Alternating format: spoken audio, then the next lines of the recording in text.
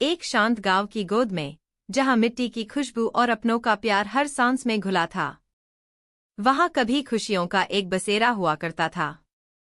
रामलाल और सीता देवी, दो नाम, एक अटूट बंधन और चार चिराग, जिनकी किलकारियों से कभी उनका आंगन गूंजता था। दौलत की चादर उनके पैरों तले बिछी थी और स्नेह का धागा उनके हर रिश्ते को मजबूती से बांधे हुए था। लेकिन किस्मत के पन्ने कब पलट जाएं, किसे खबर। वक्त ने ऐसी करवट ली कि अमीरी की चमक फीकी पड़ गई और खुशियों के रंग बेरंग होने लगे। और इन सब के बीच वो चार बेटे, जिनकी आंखों में कभी भविष्य के सुनहरे सपने पलते थे, धीरे धीरे एक ऐसे रास्ते पर चल पड़े जहां सिर्फ मैं और मेरा का शोर था। क्या इस बदलते वक्त में अपनों का साथ छूट जाएगा? क्या लालच और स्वार्थ उस बंधन को तोड़ देगा जो कभी अटूट था?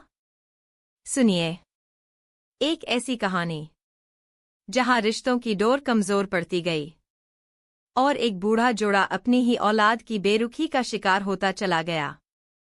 क्या इस कहानी का कोई सुखद अंत होगा, या फिर यह सिर्फ एक कड़वी सच्चाई बनकर रह जाएगी?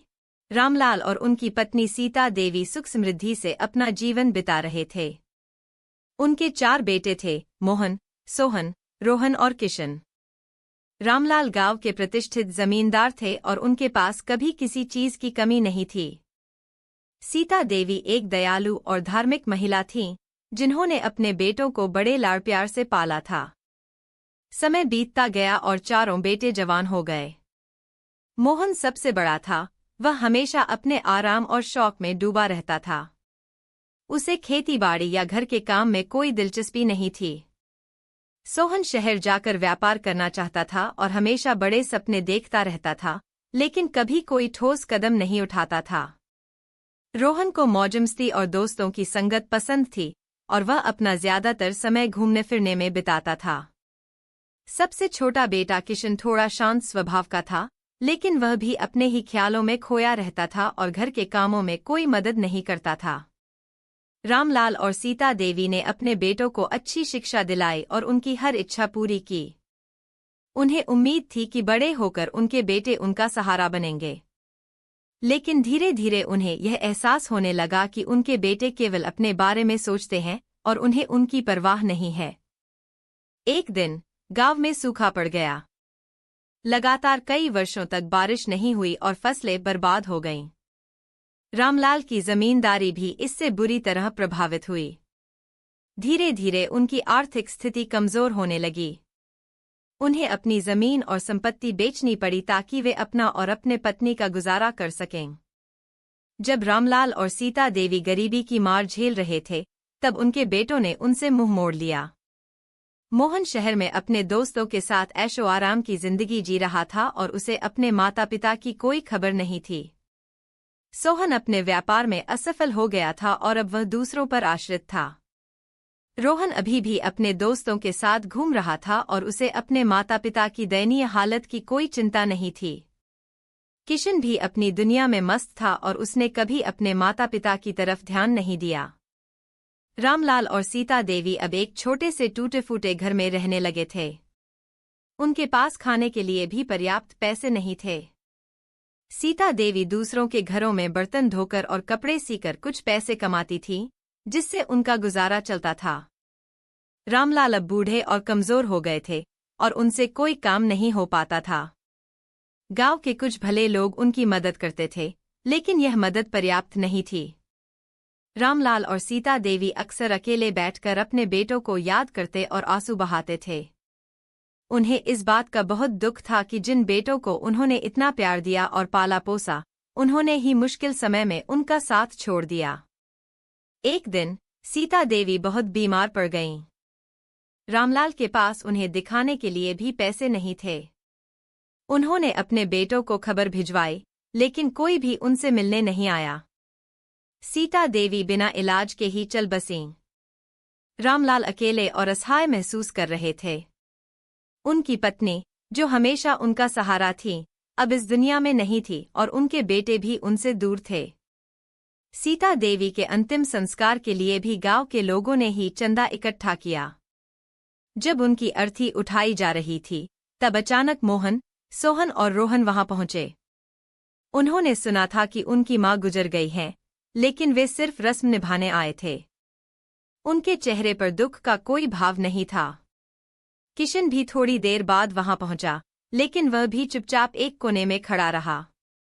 रामलाल ने अपने बेटों को देखा। उनकी आंखों में गुस्सा और दुख दोनों थे। उन्होंने कहा, आज तुम लोग अपनी मां के अंतिम संस्कार में आए हो, लेकिन जब उन्हें तुम्हारी सबसे ज्यादा जरूरत थी, तब तुम कहाँ थे? तुम लोगों ने कभी हमारी परवाह नहीं की। हमारी गरीबी में तुमने कभी हमारी मदद नहीं की। अब तुम्हारी मां चली गई है, और मुझे भी नहीं पता कि मैं कब तक जीऊंगा। मुझे तुम लोगों से कोई उम्मीद नहीं है। उनके बेटों ने उनकी बातों को अनसुना कर दिया। अंतिम संस्कार के बाद वे तुरंत शहर लौट गए। रामलाल अकेले अपने टूटे हुए घर में रह गए। उनका जीवन अब और भी कठिन हो गया था। उन्हें हर पल अपनी पत्नी की याद आती थी और अपने बेटों के स्वार्थी व्यवहार पर दुख होता था। गांव के लोग रामलाल की हालत देखकर दुखी होते थे। वे उनकी यथासंभव मदद करते थे। एक दिन गांव के सरपंच ने रामलाल के बेटों को पंचायत में बुलाया। उन्होंने उन्हें उनके माता-पिता की दयनीय स्थिति के बारे में बताया और उन्हें फटकार लगाई। सरपंच ने कहा, तुम लोगों को शर्म आनी चाहिए। तुम्हारे माता-पिता ने तुम्हें पाल पोस कर बड़ा किया और तुमने उन्हें बुढ़ापे में बेसहारा छोड़ दिया। दौलत तो आती जाती रहती है, लेकिन माँ बाप का प्यार अनमोल होता है। तुमने उस प्यार को ठुकरा दिया। सरपंच की बातों का बेटों पर थोड़ा असर हुआ। उन्हें अपनी गलती का एहसास हुआ, लेकिन उनका अहंकार उन्हें झुकने नहीं दे रहा था। उन्होंने सरपंच से कहा कि वे अपने पिता की देखभाल करेंगे और उन्हें शहर ले जाएंगे। कुछ दिनों बाद मोहन और सोहन गांव आए और रामलाल को अपने साथ शहर ले गए। लेकिन शहर में भी उन्होंने रामलाल को अपने साथ नहीं रखा। उन्होंने उन्हें एक पुराने नौकर के घर में रहने के लिए जगह दिलवा दी और महीने में कुछ पैसे भेज देते थे। रोहन और किशन ने तो रामलाल की कोई खबर भी नहीं ली। रामलाल शहर में अकेले और गुमसुम रहते थे। उन्हें गांव की शांति और अपनी पत्नी की याद आती थी। शहर की भाग-दौड़ भरी जिंदगी उन्हें बिल्कुल पसंद नहीं थी। वे अक्सर बीमार रहते थे और उनकी देखभाल करने वाला कोई नहीं था। एक दिन रामलाल की तबीयत बहुत बिगड़ गई। नौकर ने मोहन और सोहन को खबर भिजवाई। जब वे पहुंचे तो रामलाल बेहोश थे। डॉक्टर ने बताया कि उनकी हालत बहुत नाजुक है और उन्हें बचाना मुश्किल है। अपने पिता को इस हालत में देखकर मोहन और सोहन को थोड़ा दुख हुआ। उन्हें अपनी गलती का एहसास हुआ कि उन्होंने अपने पिता के साथ कितना बुरा व्यवहार किया। लेकिन अब पछताने से क्या फायदा था? अगले दिन रामलाल का निधन हो गया। उनके बेटों ने मिलकर उनका अंतिम संस्कार किया और फिर अपने अपने रास्तों पर चले गए। उनके मन में शायद थोड़ा सा पछतावा था, लेकिन उनका स्वार्थी स्वभाव उन्हें ज्यादा देर तक दुखी नहीं रहने देगा।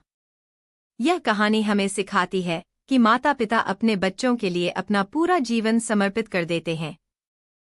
वे अपनी सुख सुविधाओं का त्याग करके अपने बच्चों को बेहतर भविष्य देने की कोशिश करते हैं। बच्चों का भी यह कर्तव्य है कि वे अपने माता-पिता का सम्मान करें, उनकी देखभाल करें और मुश्किल समय में उनका साथ दें। जो बच्चे अपने माता-पिता को बुढ़ापे में बेसहारा छोड़ देते हैं, वे कभी खुश नहीं रह सकते। धन दौलत सब कुछ नहीं होता, रिश्तों और प्यार का महत्व सबसे अधिक होता है। यह एक सामाजिक कहानी है जो हमें परिवार के महत्व और स्वार्थ के बुरे परिणामों के बारे में सोचने पर मजबूर करती है। यह कहानी हमें यह भी याद दिलाती है कि समय कभी एक जैसा नहीं रहता और हमें हमेशा दूसरों के प्रति संवेदनशील रहना चाहिए।